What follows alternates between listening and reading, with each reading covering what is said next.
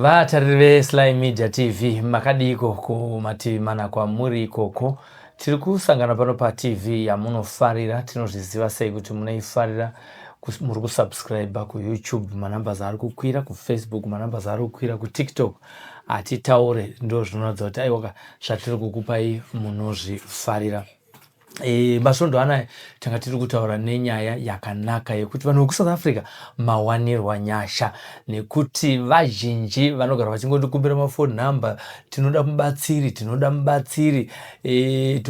todiko alright, fana ndipa ndataura navo ndichazoona kana ndauya kuZimbabwe. Asi madzibaba varangarira vanhu vari kuSouth Africa vagare, zvizvarwa zvemuno muZimbabwe nevamwe vari kuda kubatsirwa, vamashamwari dzinobva kunyika dzakasiyana siyana dziriko kuSouth Africa ikoko. Tina madzibaba Petros vaita mukurumbira muno mubhindura, vanhu vari kuuya vapera basa pakutarisa kwemaziso enyama, vakadembedzanwa vachiuya pamasowe avo kuno kubhindura panonzi paNjanja apa kuseri kweDelta. Vari kudzokera vanaya, vari kusikumukira pamasowe avo. Vakati zvino vanhu vari kuSouth Africa nokuwanda kwavo vakaita kuti vakwire mabhazi vauye kuno, zvinogona kunge zvichivadyira mari yakawanda. Zviri nani kuti inini ndiende ikoko, tonosangana pakati ndinavo panapa kuti tizadzise chirevo ichocho. Chiregai ndivachingamidze muchirongwa. Madzibaba Petros makadi tinofara makadiko mukoma Sly. Aiwa, tiripo toti makadiko nemudzamadzibaba mutsanga wemunesi tinotenda. achasara kukupfekedza igeme. Aiwa, tinotenda, handijira zvaro jena. Aiwa, zvakanaka, risina dema kusai. Aiwa rizoita dema. Handiti gemenzi ndinoona risina asi rakakufitai. Handiti ini ndinoona kuti kungofungawo zvedu kwevanhu kuti ukangoona munhu akapfeka zvichena pamwe togona kungofunga dzimwe pfungwa dzakasiyana.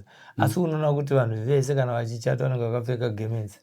Hapana parisingadiwe gemenzi. Asi ndaona munhu achichata nehembe yebhureki. Aiwa, kana vanhu vese vamunoti havade zvichena vaiva, zuva ravo rokufa nezvipfeka zvichena, vanota kumanikidzwa kuti mutenga fungo yewaiti. Mune chii chiri muzvipfeko zvichena izvozvi? Ipa patiri kutaura ipapapa chandinoziva ndechekuti vanhu vari kutaura pakuchata paipa munhu amutsvene, ari pure, uri kupuhwa chinhu chakanaka chinonzi mukadzi. Mune chinhu chichena chakasarudzwa nemweya mutsvene chekuti tipfeke. Mune umambo kana kuti simba rakagadzwa imomo. Simba iroro ndorekuti makaripfeka imimi, baba munogona kuti itira zvimwe. Saka panoroorwa mudzimai paipa achichata, anopfekedzwa muviri mutsva, muviri unenge waKristu. Zviri kureva kuti kana mudzimai yanga iri pfambika, akutobviswa mamhepo ayaya, akutoita munhu akaita sei, akanaka. Kana zvaanotaura musi wemuchato munonzwa aita aiwa inini akapfeka gauni rei, angataura kuti ndichakurova here murume wangu, kana ndichakutuka. Aiwa mabasa ake unozoaona abvisa gauni kuti aiwa zvaakataura pamuchato sandizvo zvaari kuita. Asi pakutanga paapfekedzwa nguo chena iyi anenge akafanana nayo. Saka anenge achipfekedzwa muviri waMwari. Saka ndakuzozvisa kuchipostori manje. Baba kutakura gomo baba. Makomo emabasa aunenge wakashongedzwa. Vanhu vese vamunoona vakapfeka nguo chena vane basa rakakura ravakazodzwa, vanenge vakatakura muviri waKristu. Right. Tinozokuonai zvekare kunze kwezvichena, tinogona kuonai pamwe paine tsvimbo pamasowe. Dzine chimisikidzo chipi? Tsvimbo itsvimbo dzemabasa. Isusu tichikura kare taitoona ana sekuru vedu tadzoka kumakuriro atakaita taitoona ana sekuru vedu vaine chimbwe pamusha ichinzi ichimbo baba ane chimbo kaane chiremerera. Ukaona baba akabata nokati akabata chiremerera chababa handi muri kuona ndine ndebvu kana ungori murume asina ndebvu zvamakaita izvi ukangofanana nemunhu akapfeka sutu asina kusunga tai saka ndebvu chiremerera chababa ndochete netsvimbo inenge yakabatwa. Zvinhu zvakatotsanangurwa kunzi varume vese ngavabate chiremerera chetsvimbo. Idzo dziye tsvimbo dzine mabasa ekuti kana ukaturika munhu ane mamhepo kana ukaturika munhu ari kurwara kana ukaturika munhu ane shave rinouka baba rotanga kuchema kuti ndatsva rinenge raturikwa moto wekudenga. Munenge muine grasi yababa rekupenya rinenge riri mutsvimbo muya asi zvimitika zviyezvi.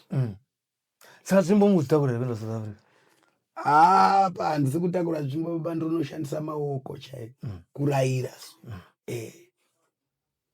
Tsvimbo ndiri kusiya tsvimbo dzangu dziri muropa baba. Akata nomwe dzekudenga dziri muropa ndinenge ndichidzikanda pasi ende ndichaisa chifembero chechiprofiti ndasvika ikoko. Ndiri kunzwa vanhu vakawanda vanenge vachitaura apa kuti aiwa kana mauya munozonyatsoti profita here sene zvamunoita ikoko. Auko ndinenge ndichitongorova kurovera kuenda hakusi kumbaka uko tiri kutoenda kunoita basa raMwari ikoko ndozvatiri kufambira kuti vanhu vapone. Saka ndevapi panhamba dziri pascreen apa taive tichingotambura adresi iyoyo nemafoni namba iwaya. Panhamba dziri pascreen idzi ndo kwamunenge muri ikoko. Toda kunatsonzwisisa kuti ndiani ari kukokwa kuSouth Africa wamuri kufambira madzibaba? kuSouth Africa ndiri kufambira munhu wese. Ndine vanhu vari kuchema kuti baba isina makore tichishanda asi hatina chatiri kuwana pakushanda kwatiri kuita sei kwatiri kuita. Ndine vanhu vari kunyara ndo vakawanda vari kunyara sesuwo taitombonyara kuenda kumusha kwedu vakafanana nesu variko. Vanhu vari kutaura kuti baba isusu kuno kutiri kurwara tanzwa nekutenderera vakawandisa. Vamwe vandondifonera apa vachichema. Saka ndaona kuti zvakanaka kuti ndiende padhuze nokuti vamwe vanhu vari kundiona paTV ndinoda kuti vanondiona live ndakatarisana navo ndichivaponesa. Vakatizwa nevarume vasiri kubata mari vasina mapepa vari kurwara nendudzi dzezvirwere vese ndiri kunosangana navo ende muchazvinzwa kuti anenge ari makuwerere ikoko. Handisi kumira baba ndiri kuenda kunoita basa mazuva chete ndoanonoka zvokuti dai ndainzi ndinoita zvokubhururuka ndomuka ndiriko vanhu vaigona kuvanzwira mangwana kuseni kuti chakachaya. Naika mungatsinidze zvakare kuti mazuva mangani amuchange muchiwanikwa paadresi iri pascreen iyo? Paadresi iyo ndine 4 days. Kana tazowedzera zvedu mazuva nenyaya yekuwanda kwavanhu ndingatoite 5 days chete. Handina mazuva akawanda ndiripo. Naika chokwadi. Alright. Tiri kutaura futi kuti kana mazowedzera mazuva munenge muchipa vanhu futi ma-updates kuburikidza nepaWhatsApp yenyu imimi yatakaisa. Ndichavapa ma-updates plus ndiri ikoko ndinobatana nemi tichikuonesai zvinhu zviri paground nezvinhu zviri kuitika tinenge tichikuonesai. Hatina chinhu chatinokwanisa kunzvenga because kuno ndokumba kwatabva ende ndiko kwatiri kuzivisa mhuri yeZimbabwe kuSouth Africa. Kana mazulu kwatiri kuada futi ikoko. Kana masutu tiri kuada tichatsvaga vakomana vedu vanogona kutaura language yese imomo nokuti ndiri kuda munhu wese auye kuzopona. Masutu vangazoti ko isusu tinozozviita sei uyai kunoko tinokuitirai plani yenyu. Chokwadi. Vemarudzi ivavo vemarudzi vese ngavauye kune mainterpreter ikoko achidodzera language yekuSouth Africa. Alright. Pakanaka vanhu vekuSouth Africa tinotenda zvikuru nekuti mawanirwa nyasha dzokutaura kwandamboita paya hakuna nyika inofonera kutsvaga rubatsiro pano paSly Media TV senyika yekuSouth Africa. Ma27 ndikapedza zuva ndisina kuona ma27 anokwana kuita kana 7 inenge isiri Sly Media TV zvichiratidza kuti chokwadi kuSouth Africa kuri kuda Mwari muzhinji ari kuuya namadzibaba aPetros.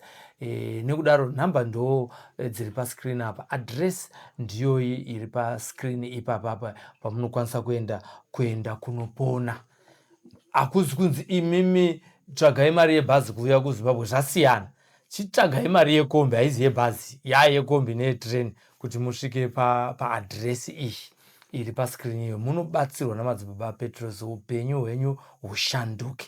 Mhepo dziri kutevera vanhu kunze kwenyika dzakaramba kusara parwizi rwaLimpopo dzinopedzwa namadzibaba aPetros. Zvino zvataona vachiita zvikukutu zvinokunda ngoma kurira. Taitaura musi uno nyaya yebere rakaumburuka mushure mekunge vabata tsananguro dzemumusha nevana vanga vari kudzorwa kuvarume, vana vakomana vasingagari nevakadzi.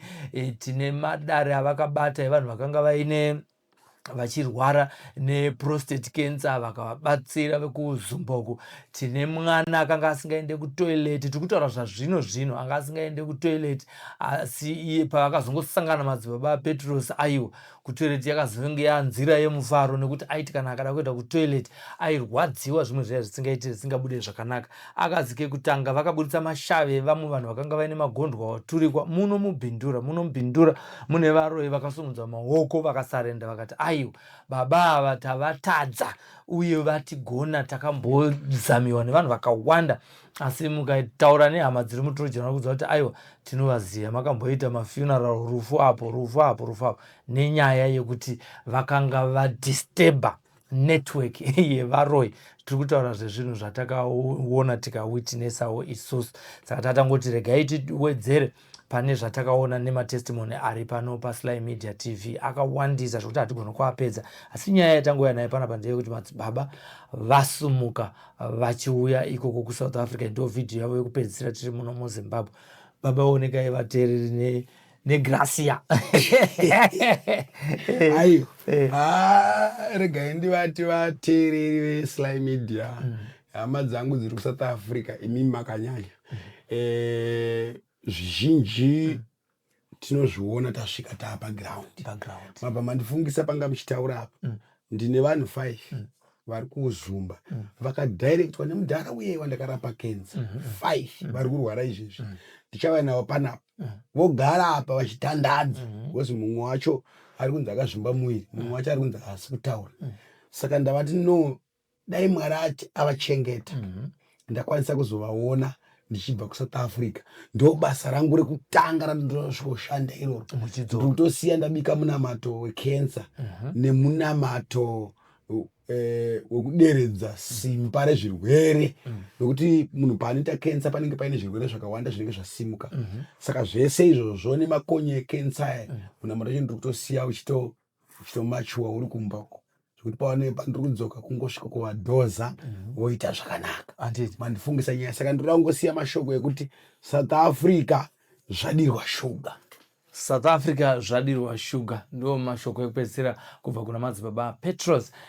Vasina kumbochinja namba kwemakore, vasina kumbochinja adresi kwemakore, vachingoramba vachiwanikwa panzvimbo imwe chete mubhindura imomo. Zvinoudza kuti aiwa hazi munhu anotiza vanhu, munhu anoshandisa namba imwe chete asingachinji, tichiratidza kuvimbika. Tiri kukutaurirai kuti aiwa vimbai navo.